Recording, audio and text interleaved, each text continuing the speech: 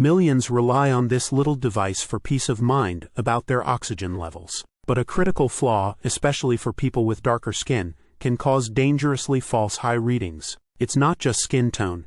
Even dark nail polish can cause the device to fail almost 90% of the time. These aren't isolated bugs. They all point to one single, overlooked factor determining if your reading is accurate. We'll expose the hidden variables that corrupt your reading and show you the one principle to get it right, every time.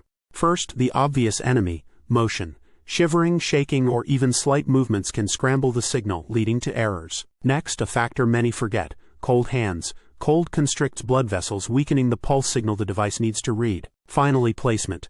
If the probe is too loose, too tight, or crooked, the light path is broken and the reading is worthless. So we have movement, temperature, and placement.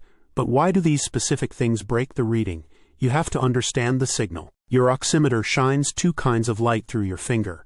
A sensor on the other side measures how much light gets absorbed by your blood.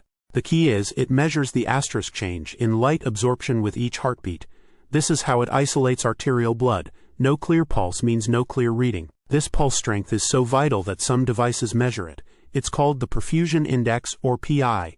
What number are you looking for? Remember cold hands? That's a classic cause of low perfusion. When blood vessels constrict, the pulse in your fingertip becomes faint. Similarly, any pressure on your arm or wrist, like from a blood pressure cuff, can choke off blood flow and starve the oximeter of its signal. And motion artifacts?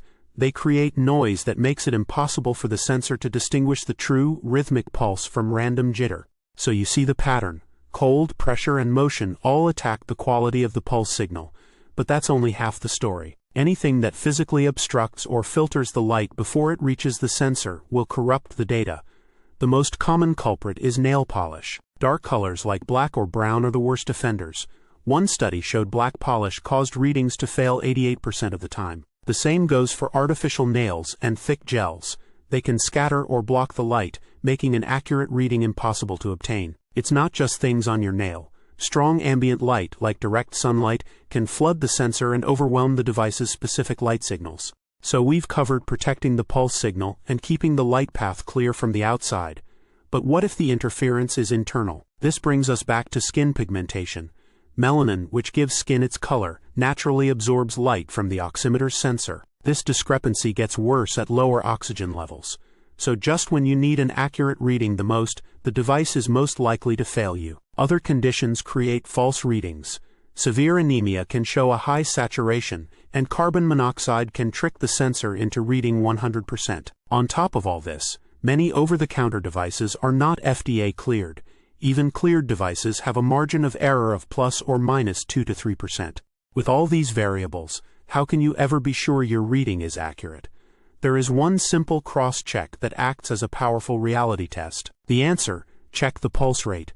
The number on the oximeter should match your actual heart rate. You can check it manually at your wrist. Why does this work? If the numbers don't match, the oximeter has failed to get a clean lock on your pulse.